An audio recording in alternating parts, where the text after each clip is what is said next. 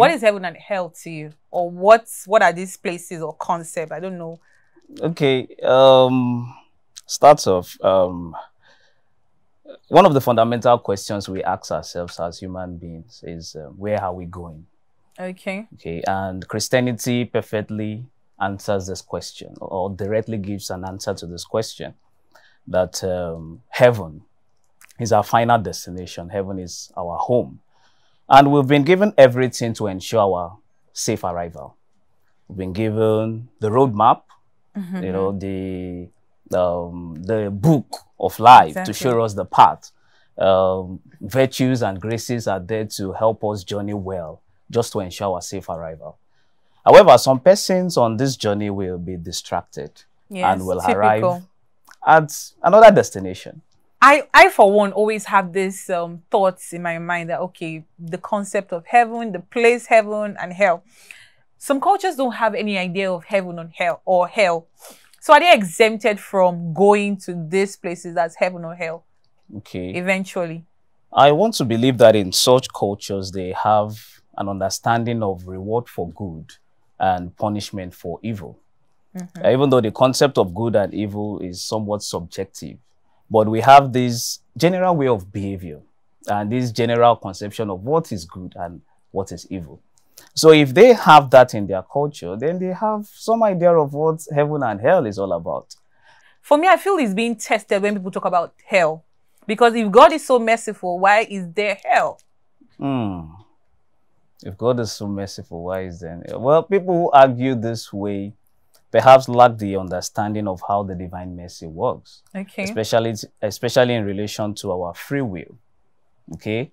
There is this quotation from St. Augustine that I love so much, that the God who created you without your consent cannot save you without your consent. Okay. The mercy of God is always there in abundance.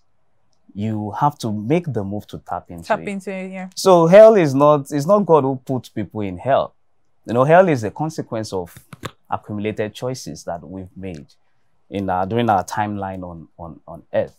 So it's the divine mercy is always there, but we choose not to access it in order to gain it for heaven.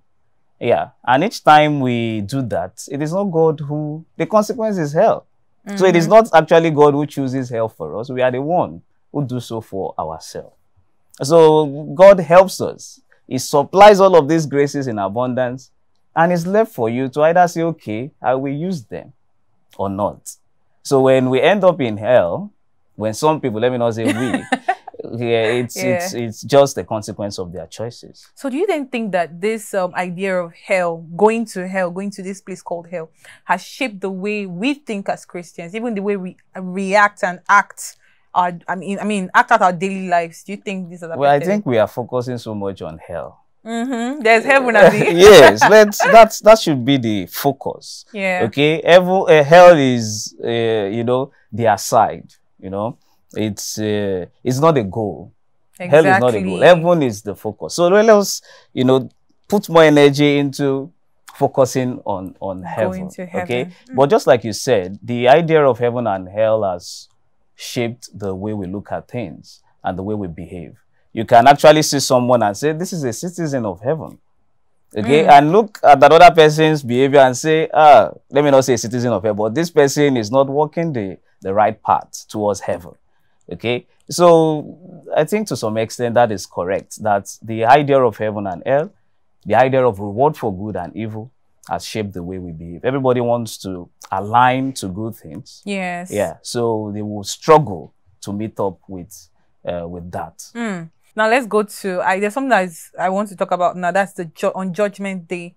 I know, like, since I've been young, or since I was young rather, and I always wonder, like, oh, will I go to heaven immediately I die, or would there be a time frame? I always pondered this. So do people go to heaven immediately they die, or there's actually a day where everyone will be called? Oh yeah, you, this side, you, this place, everyone, this person, all that. Well, there are many parables that describe what you are talking about from Jesus. But I feel, or not just I feel, that is what it is. There are two kinds of judgment. There are particular judgment and the general judgment at the end of time.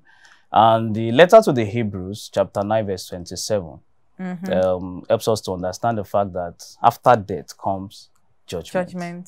This is what we call the particular judgment.